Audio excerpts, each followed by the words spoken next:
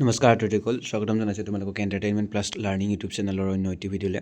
আজিৰ ভিডিঅ'টিত class 10ৰ pre board এক্সামিনেশ্যনৰ এছামিছ অৰ্থাৎ অসমীয়া বিষয়ৰ কুৱেশ্যন পেপাৰখন লৈ আহিছোঁ আৰু ইয়াতে গ্ৰামাৰ ছেকশ্যনৰ যিখিনি কুৱেশ্যন আছে সেইখিনি এনচাৰ কৰি দিয়া হৈছে। তেন্তে আহক পলম নকৰি আজিৰ ভিডিঅ'টো আৰম্ভ কৰোঁ।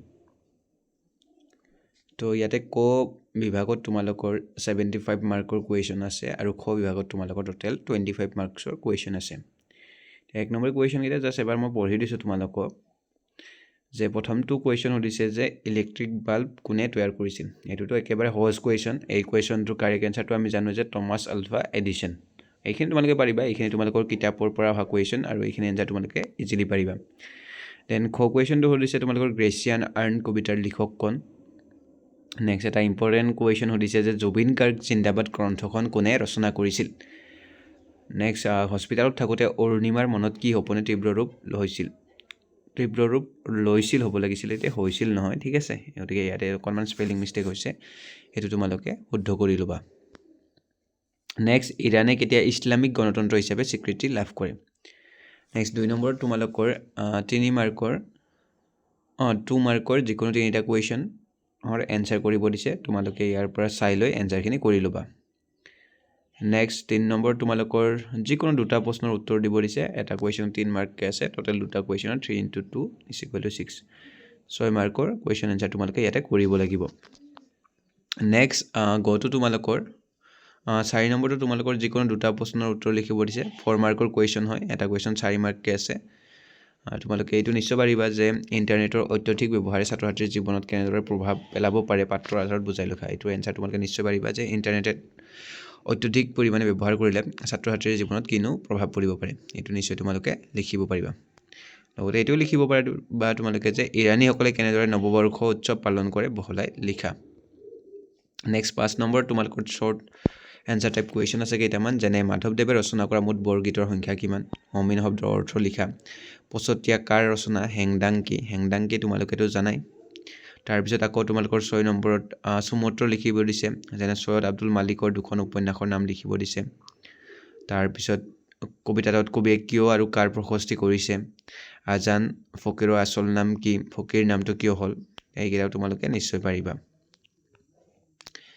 নেক্সট তোমালোকৰ এটা পেজেছ দিছে, ঠিক আছে, এটা দফা দিছে, সেইটো পঢ়ি তোমালোকে এনচাৰ কৰিব লাগে। এইটোতো একেবাৰে সহজ, তোমালোকে জাষ্ট পঢ়িব জানিলেই হ'ল যে পৰিৱেশ তন্ত্ৰৰ ওপৰত কিহে প্ৰভাৱ পেলাইছে। এই কুৱেশ্যনটোৰ এনচাৰটো তোমালোকে এই পেৰেগ্ৰাফটো পঢ়িলে পাই যাবা, ঠিক আছে। এই পেৰেগ্ৰাফটো তোমালোকে ভালকৈ পঢ়িলে এই যিকেইটা কুৱেশ্যন আছে, 9 নম্বৰৰ যিকেইটা কুৱেশ্যন আছে সেইকেইটাৰ এনচাৰ তোমালোকে কৰিব পাৰিবা। এইকেইটা তোমালোকে নিজে চাই ল'বা, ঠিক আছে।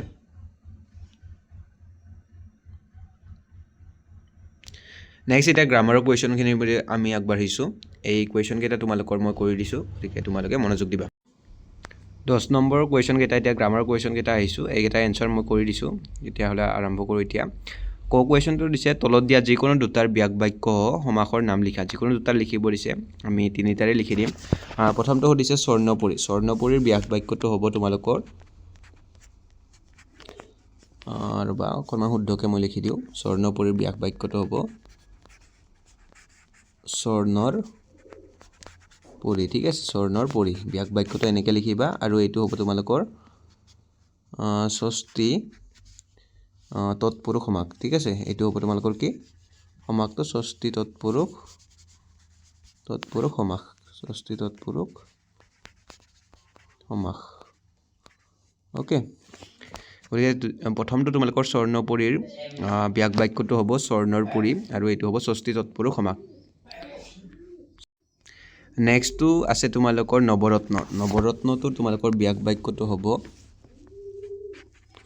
নৰত্নৰ বা নটা ৰত্নৰ সমাহাৰ, ঠিক আছে। নৰত্নৰ সমাহাৰ, নৰত্নৰ সমাহাৰ, এইটো হৈছে তোমালোকৰ ব্যাক বাক্য বা নটা ৰত্নৰ সমাহাৰ আৰু এইটো হ'ব তোমালোকৰ দ্বিগু সমাস। ব্ৰেকেটত তোমালোকে দ্বিগু সমাস বুলি লিখি দিবা, ঠিক আছে। সমাসটো হৈছে দ্বিগু সমাস আৰু ব্যাক বাক্যটো হ'ব নৰত্নৰ সমাহাৰ বা নটা ৰত্নৰ সমাহাৰ। বা নটা তোমালোকে এনেকৈ লিখিব পাৰিবা বা নৱ বুলিও লিখিব পাৰিবা। নেক্সটটো আছে তোমালোকৰ পদ্মনাভ। পদ্মনাভটো হৈছে একেবাৰে সহজ, এইটো প্ৰায় আহিয়ে থাকে। পদ্মনাভটোৰ ব্যাক বাক্যটো হ'ব পদ্ম আছে নাভিত যাৰ পদ্ম আছে নাভিত যাৰ এইটো হৈছে তোমালোকৰ পদ্মনাভৰ ব্যাস বাক্য আৰু এইটো হ'ব তোমালোকৰ বহুব্ৰীহি সমাস ঠিক আছে বহুব্ৰীহি সমাস ঠিক আছে ব্যাস বাক্যটো তোমালোকে এনেকৈ লিখিবা পদ্ম আছে নাভিত যাৰ সেইটো তেওঁৱে হৈছে পদ্মনাভ আৰু এইটো হৈছে বহুব্ৰীহি সমাস ঠিক আছে গতিকে পদ্মনাভটো হ'ব তোমালোকৰ বহুব্ৰীহি সমাস বহুব্ৰীহি সমাস ঠিক আছে বহুব্ৰীহি সমাস নেক্সট এতিয়া সন্ধি ভঙা আছে সন্ধি ভঙা কুৱেশ্যনকেইটা একেবাৰে সহজ প্ৰথমটো দিছে দিগন্তটো সন্ধি ভাঙিলে তোমালোকৰ হ'ব দিক যোগ অন্ত এইটোৱে হ'ব তোমালোকৰ দিগন্তৰ সন্ধি ভাঙিলে ঠিক আছে দিগন্তটো সন্ধি ভাঙিলে তোমালোকৰ হ'ব দিক যোগ অন্ত নেক্সটটো আছে তোমালোকৰ প্ৰত্যাহ্বানটো সন্ধি ভাঙিলে হ'ব তোমালোকৰ প্ৰতি যোগ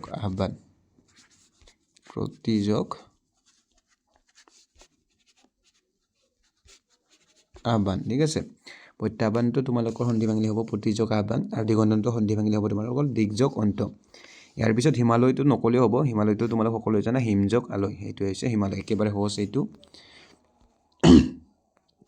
নেক্সট তোমালোকৰ সমাৰ্থক শব্দ লিখিব দিছে তৰুৰ সমাৰ্থক শব্দ আমি জানোৱে তৰু বুলি কোৱাৰ লগে লগে আমি কি হ'ব তোমালোকৰ গছ বৃক্ষ হয়নে তৰুৰ গছ বৃক্ষ ইয়াৰ পিছত কাঞ্চনটো তোমালোকে বহুতেই নাজানিবা চাগে ন কাঞ্চন মানে হৈছে তোমালোকৰ কাঞ্চনৰ সমাৰ্থক শব্দ হ'ব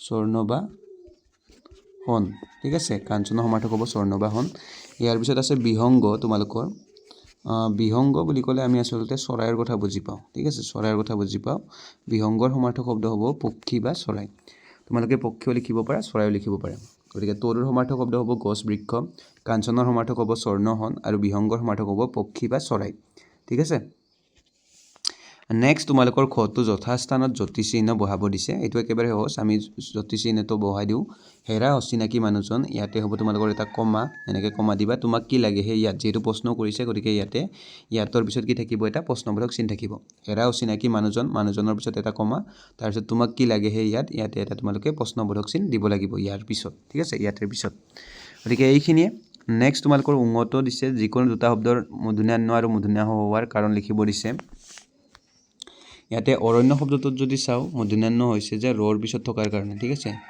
ৰৰ পিছত থকাৰ কাৰণে কি হৈছে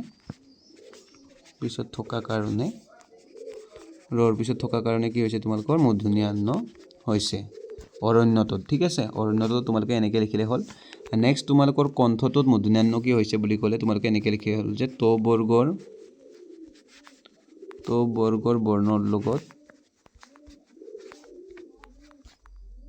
বৰ্ণৰ লগত যুক্ত হোৱাৰ বাবে যোগ হৈ আছে নহয় হয়নে ত বৰ্গৰ বৰ্ণৰ লগত যুক্ত হোৱাৰ বাবে মূৰ্ধন্য হৈছে গতিকে এইটোও তোমালোকে নিশ্চয় পাৰিবা যে ত বৰ্গৰ বৰ্ণৰ লগত অৰ্থাৎ মূৰ্ধন্য ত বৰ্গৰ বৰ্ণৰ লগত যুক্ত হ'লে দন্ত্যান্ন কি হয় সদায় মূৰ্ধন্য হয় গতিকে এনেকৈ লিখি দিলে যে ত বৰ্গৰ বৰ্ণৰ লগত যুক্ত হোৱাৰ বাবে ইয়াতে কি হৈছে মূৰ্ধন্য হৈছে নেক্সট আছে বিষম শব্দটো তোমালোকে এনেকৈ লিখিব লাগিব যে বি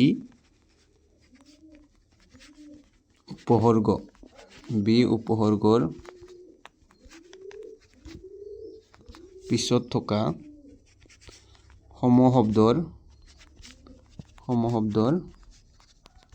দন্ত্যাহটো কি হয় দন্ত্যাহ মূৰ্ধন্য হয় এনেকৈ লিখি দিলে হ'ল যে বি উপসৰ্গৰ পিছত যি সমশব্দ বহে সেই সমশব্দৰ দন্ত্যাহটো কি হয় মূৰ্ধন্য হয় সেইকাৰণে বিষম শব্দটোত মূৰ্ধন্য হৈছে বাকী তোমালোকৰ বাক্য ৰচনা কৰিব দিছে চকু চৰহা খাই পাত ফলা আলাসৰ লাৰু এইকেইটাৰ অৰ্থটো তোমালোকে জানে চকু চৰহা মানে মানুহৰ ভাল দেখিব নোৱাৰা খাই পাত ফলা মানে হৈছে অকৃতজ্ঞ অহলাগী আলাসৰ লাৰু মানে হৈছে অতি মৰমৰ নেক্সট শৰৎকালত হোৱা অনুষ্ঠান এইটোৰ যদি এটা শব্দত প্ৰকাশ কৰা দিছে শৰৎকালত হোৱা অনুষ্ঠানটোৰ এটা শব্দত প্ৰকাশ কৰিলে হ'ব শাৰদীয় ঠিক আছে শাৰদীয় পনীয়া গাখীৰ দিয়া গাই এইটো এটা শব্দত প্ৰকাশ কৰিলে হ'ব তোমালোকক জলাহী পনীয়া গাখীৰ দিয়া গায়ক জলাহী বুলি কোৱা হয় আৰু নিজে যিটো হয় সেইটোক স্বয়ম্ভু বুলি কোৱা হয় নিজে হোৱাটোক তোমালোকক স্বয়ম্ভু মই ইয়াতে ওপৰত লিখি দিছোঁ স্বয়ম্ভু বানানটো ভালকৈ স্বয়ম্ভু এইটো ভদে ঠিক আছে স্বয়ম্ভু নিজে যিটো হয় সেইটো কি বুলি কয় তোমালোকৰ স্বয়ম্ভু ঠিক আছে এইখিনিয়ে শৰৎকালত হোৱা অনুষ্ঠানটোক এটা শব্দত ক'লে শাৰদীয়, পনীয়া গাখীৰ দিয়া গায়ক এটা শব্দত প্ৰকাশ কৰিলে হ'ব চলাহী, আৰু নিজে নিজে হোৱাটো এটা শব্দত প্ৰকাশ কৰিলে হ'ব তোমালোকৰ স্বয়ম্ভু। বাকী সৰল বাক্যলৈ পৰিৱৰ্তন কৰিব দিছে যিকোনো এটা।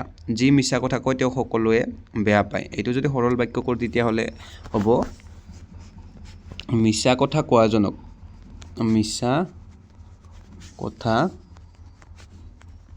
কোৱাজনক সকলোৱে বেয়া পায়। অ'কে, যদি তোমালোকে প্ৰথমটো সৰল বাক্যলৈ পৰিৱৰ্তন কৰা যি মিছা কথা কয় তেওঁ সকলোৱে বেয়া পায়, তেতিয়াহ'লে হ'ব মিছা কথা কোৱাজনক সকলোৱে বেয়া পায়। গতিকে তোমালোকে প্ৰশ্নটোৰ 1টোৰ এনচাৰ এনেকৈ লিখিবা, মিছা কথা কোৱাজনক সকলোৱে বেয়া পায়। নেক্সট, তেওঁ জ্বৰ হৈছিল কিন্তু তেওঁ পৰীক্ষা দিলে। গতিকে এইটো যদি সৰল বাক্য কৰোঁ তেতিয়াহ'লে হ'ব জ্বৰ হোৱা স্বত্বেও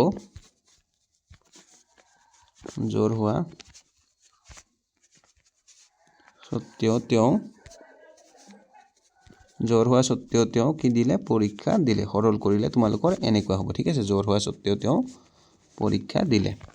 অ'কে, নেক্সট তোমালোকৰ ভাৱ সম্প্ৰসাৰণ কৰিব দিছে বা লেটাৰ এখন লিখিব দিছে, তোমালোকে পাৰিবা।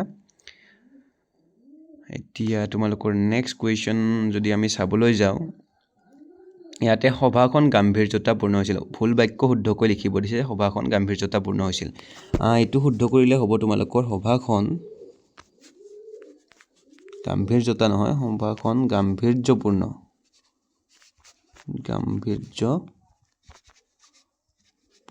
ঠিক আছে? গাম্ভীৰ্যপূৰ্ণ হৈছিল, ঠিক আছে? হৈছিল। সভাখন কি হৈছিলে? গাম্ভীৰ্যতাপূৰ্ণ নহয়, গাম্ভীৰ্যপূৰ্ণ হৈছিল। এতিয়া তাতোৰ কোনো দৰকাৰ নাই, সভাখন গাম্ভীৰ্যপূৰ্ণ হৈছিল, ঠিক আছে? বাকীখিনি কুৱেশ্যনৰ এনচাৰ তোমালোকে পাৰিবা। গতিকে আজিলৈ ইমানেই, আৰু ইয়াতে যদি তোমালোকৰ কিবা ডাউট আছে তেতিয়াহ'লে তোমালোকে কমেণ্ট বক্সত কমেণ্ট কৰি জনাই দিবা, ঠিক আছে? আজিলৈ ইমানখিনিয়ে, ধন্যবাদ।